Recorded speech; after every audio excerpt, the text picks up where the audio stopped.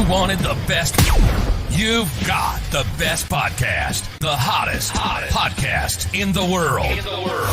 The Chris Voss Show, the preeminent podcast with guests so smart you may experience serious brain bleed. Get ready. Strap yourself in. Keep your hands, arms, and legs inside the vehicle at all times, because you're about to go on a monster education roller coaster with your brain. Now, here's your host, Chris Voss.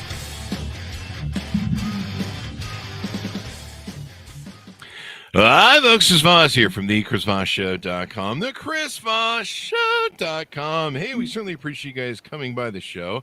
I hope you're all strapped in, as the announcer radio guy says at the beginning of the show.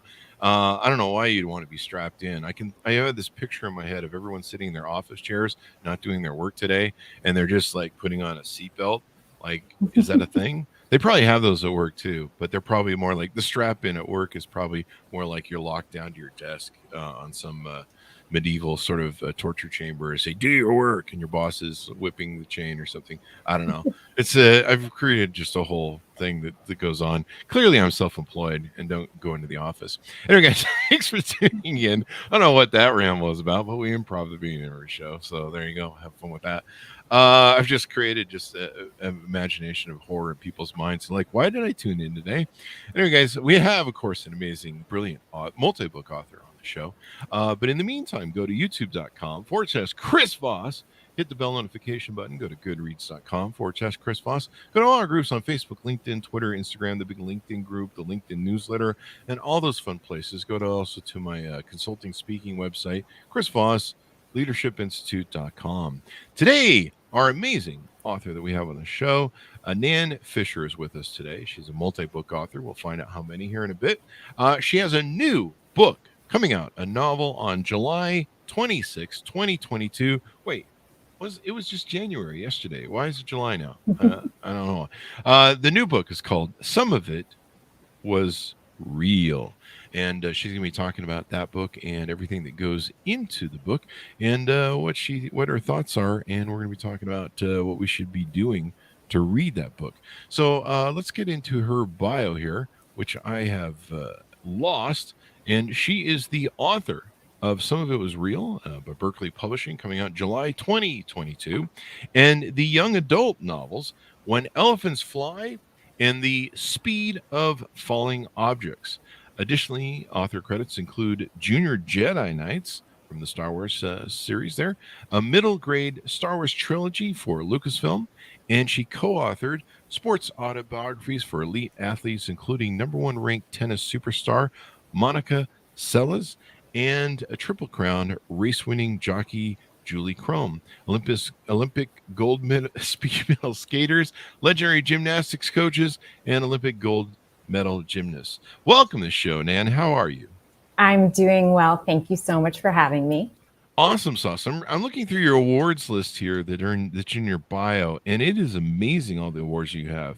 You've just killed it when it comes to doing books. How many books do you have?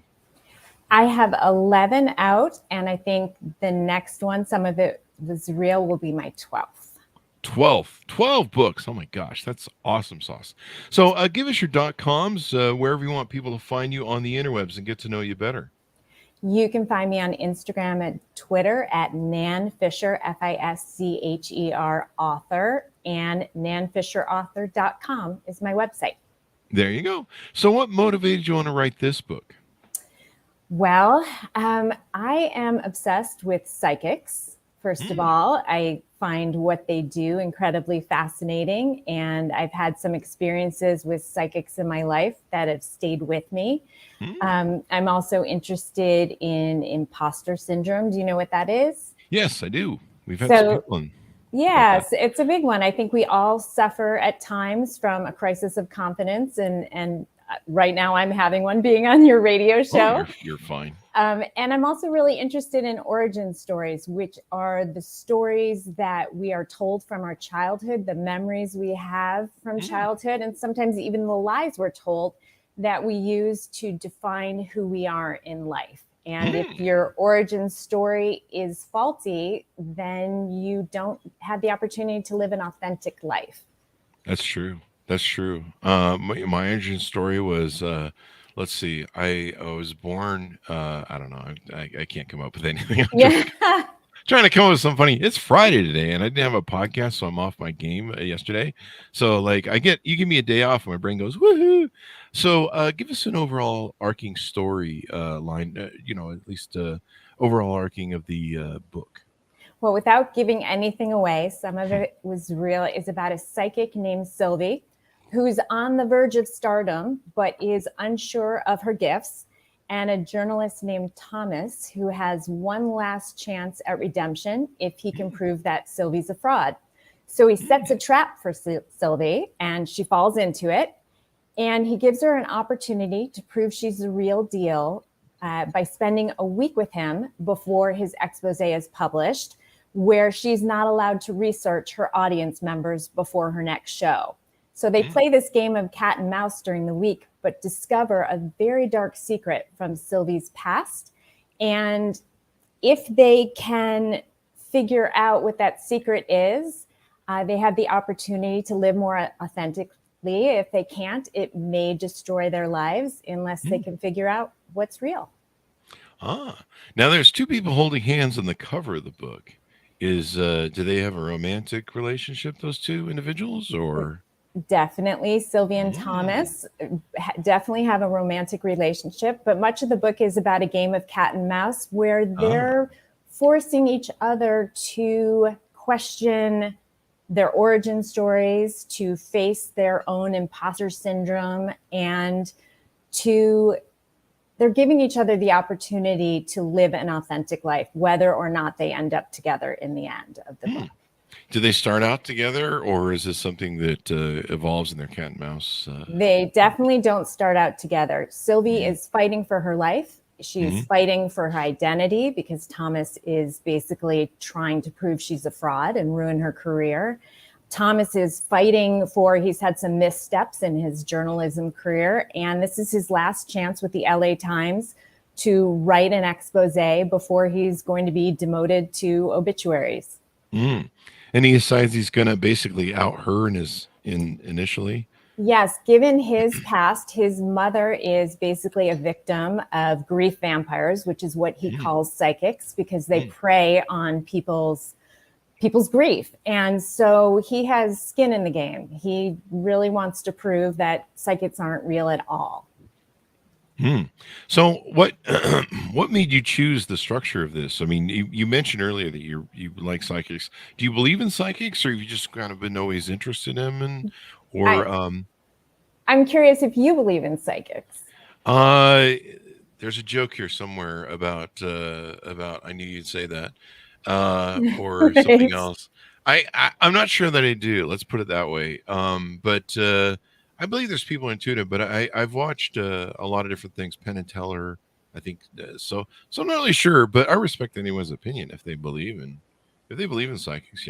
I have lots of friends who believe in religion too. So I'm an atheist. So Right. Well, I don't know what I believe, and I don't think that when you read this book that you need to believe in psychics. But when I was in my early 20s, I was on a flight from Denver to Aspen, and it's called the Vomit Comet because the mountain air is really turbulent. And so whenever I would take that flight, I would look for the barf bag in the front of my seat, and I would take it, and then I would turn to the person next to me and I would apologize before the flight took off because I have a weak stomach. And so I turned to this one woman. She was this elegant gray-haired lady, and I apologized, and she asked for my palm. And for the next hour, she read my palm. And at the end of the flight, it turned out she was a really well-known psychic who was going to a glitzy party in Aspen to read people's palms. And at the end of the flight, I asked her if I was ever going to get married. And she said, if you wanted enough. And that just stuck with me throughout my entire life, because here was this famous psychic who was telling me I had control of my destiny. And I think that's kind of the gift that some psychics can give people. They can both alleviate their grief, but they can also give them ownership of their own life. And what she said to me changed the course of my life. I was a ski bum in Aspen after having worked for Ringling Brothers Barnum and Bailey Circus. I wasn't sure what I wanted to do in my life. And she made me question what I really wanted and gave me ownership of my life. And I left Aspen and I moved to San Francisco, and I tried on a lot of different jobs. I was a grant writer for UCSF. I wrote Star Wars books. I wrote sport autobiographies, and it led me on the path to discover what I really, really wanted, which is actually where I am now, writing adult fiction. Awesome. I mean, it's interesting, the journey that we go on in life.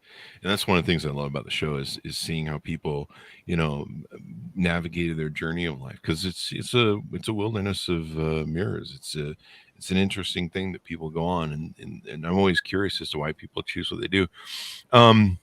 Yeah, it's interesting. So you spent a lot of time studying psychics for the book?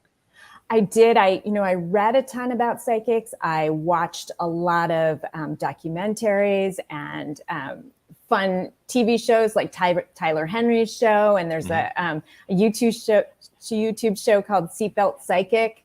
And what I discovered through that is whether you believe in what a psychic does or not, it doesn't really matter. Like, all these people are looking for closure.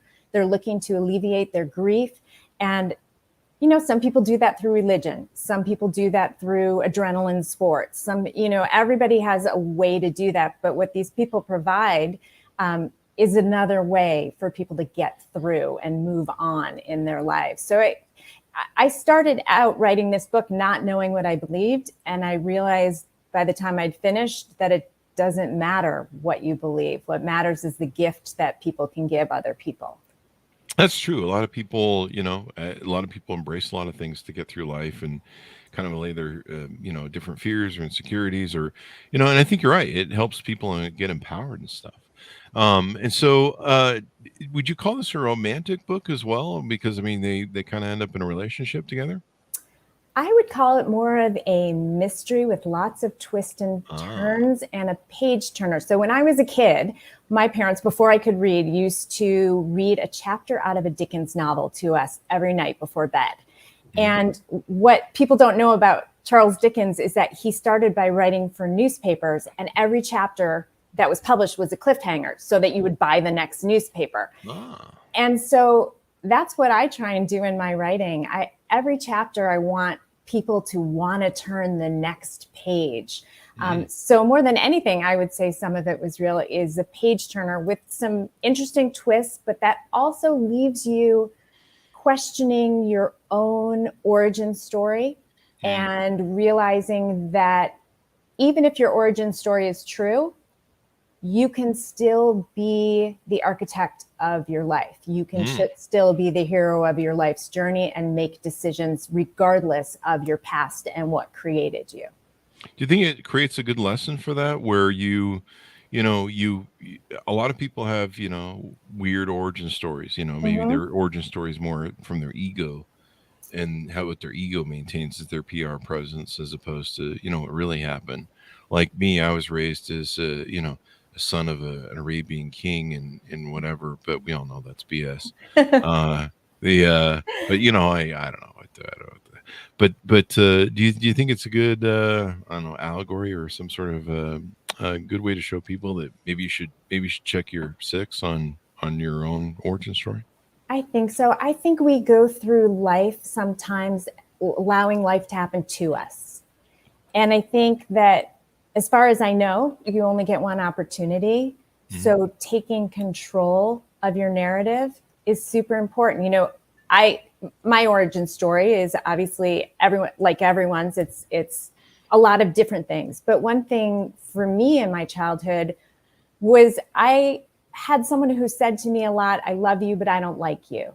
And I grew up, for some people that would just be a throwaway. For me, I'm a sensitive person. And I grew up really, truly believing I wasn't likable. Wow.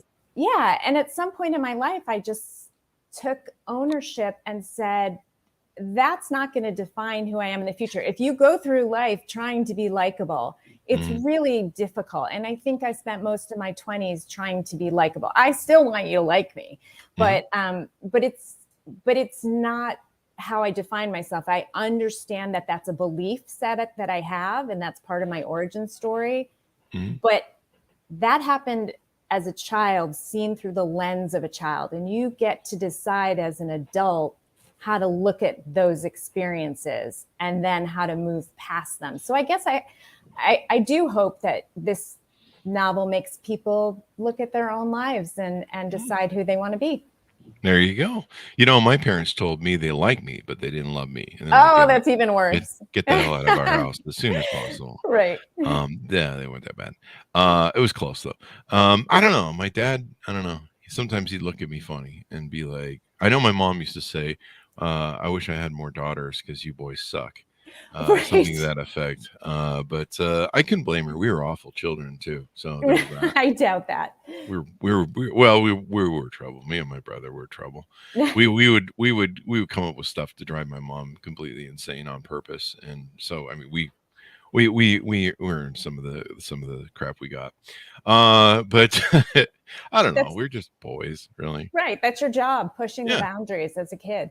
Yeah. I mean, if there's something to do around the house, piss off mom. I mean, it's fun. We used to play this game with mom where she'd be in the kitchen or something cooking, and we would go in and start picking at her or try and figure out something to say that would set her off. And we knew there was kind of a few things that always set her off. And then what we would do is we get in a runner's kind of stance, sort of readiness. And the game was to see how close we could get to mom, be able to piss her off to where she'd start chasing us with whatever sort of wooden handle spatula or whatever she had in her hand, and to see if we could get away and not get beaten. And the game became, after time, a matter of distance where, okay, well, 5 feet, 4 feet. And then of course, when we, lost that game, you knew that 4 feet was too close to piss off mom, that you had to figure out. The game was to see how close you get to mom and still be able to outrun her without getting a severe beating. You probably got faster too, I would imagine. We did. There was probably, I mean, maybe I missed my calling as a track star or something. There you go. Something there with your mom. But yeah, we as kids, we earned it. We were something else as kids. But back to your book. So pissing off mom, your next book. Right. Yeah, how to survive anyway. So a lot of psychic stuff, romantic story between the two. And then I guess there's probably some real tension over the publishing of the story, because I mean, if you're gonna like get romantically involved in someone, it's probably best not to be publishing stories about them, right? Yes, there's a definite conflict of interest, not only with Thomas getting involved with Sylvie, but also with what Thomas believes. He's a very logical, color in the lines kind of person, but getting pushed by Sylvie allows him to broaden his horizons. He still may not believe, but he opens himself up to the possibilities. But yes, it provides a huge conflict of interest and gives Sylvie the opportunity to kill his story. So you have to wonder, is she really interested in him? Is she trying to create a situation where she regains hand? So you have to decide as the reader what's actually real in the story. Is there any twists at the end? Yes. There are definite twists. Definite twists. Okay. Yes. Well, this sounds that sounds like. Have I hooked you yet? I hope so. Yeah, that's the hook, right? It just went right in and got me. Right. Anything more you want to tease out about the book? Was there any characters, maybe Hollywood characters, you thought of as you were writing it, or people in your life or yourself that you thought of when you were writing it? Well, I think all authors imagine what actors or actresses would play the parts of their characters. But more than anything, I mean, I think I could see Zendaya as Sylvie, for sure. But more than anything, I just want people to read the story and come away with the fact that my dad used to always say when he finished a book he loved, that was a great yarn well told. And that's my goal, is a great yarn well told, something people fly through, love reading, and that makes them think a little at the end and comes back to them at different times in their life.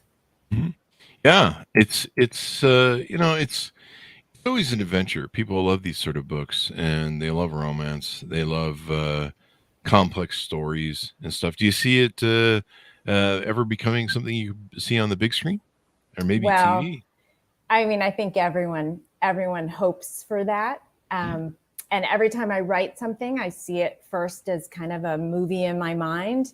But that's, lightning in a bottle and kind of like winning the book lottery. I just want people to go out and hopefully pre-order and buy it and enjoy it and follow me and be excited to read. I have another book coming out with Berkeley in August 2023. So wow.